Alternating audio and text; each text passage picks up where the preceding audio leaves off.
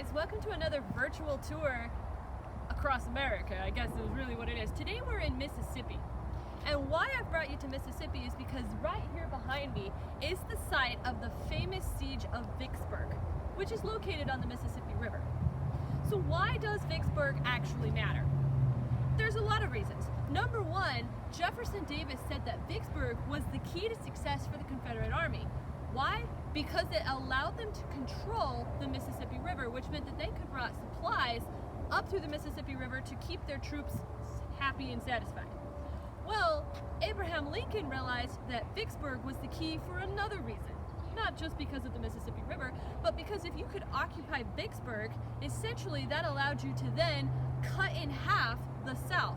It meant that they would not be able to gain people from Texas, they wouldn't be able to gain people from Arkansas, they wouldn't be able to gain people from Louisiana, because the Union would then have control in between that area.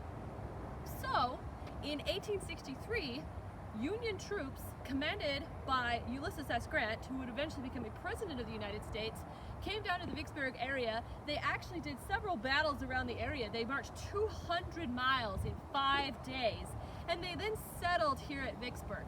And they were ready for a siege, okay? So what basically happened is that there had Confederate trenches on one side of the area of Vicksburg, and so when the Grant's army came and entrenched themselves, they built trenches facing the Confederate Army, and then they built a second set of trenches behind them just to make sure that they could never be surrounded. Thus began the siege at Vicksburg, lasting almost 40 days. Why it is also interesting is because while this siege of Vicksburg was going on, the battle at Gettysburg in Pennsylvania was also occurring.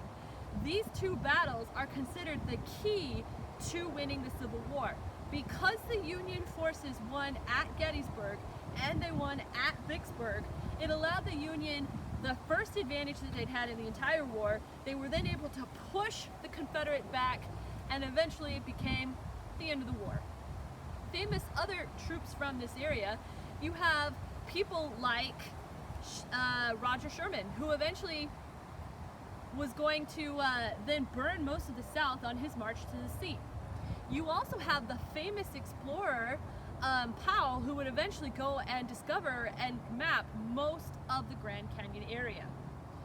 So today we're going to take you on a tour through Vicksburg. We're going to show you some of the stories of the battlefield, and we'll talk a little bit about some of the key points and why they actually mattered. So see you on the road in just a little bit.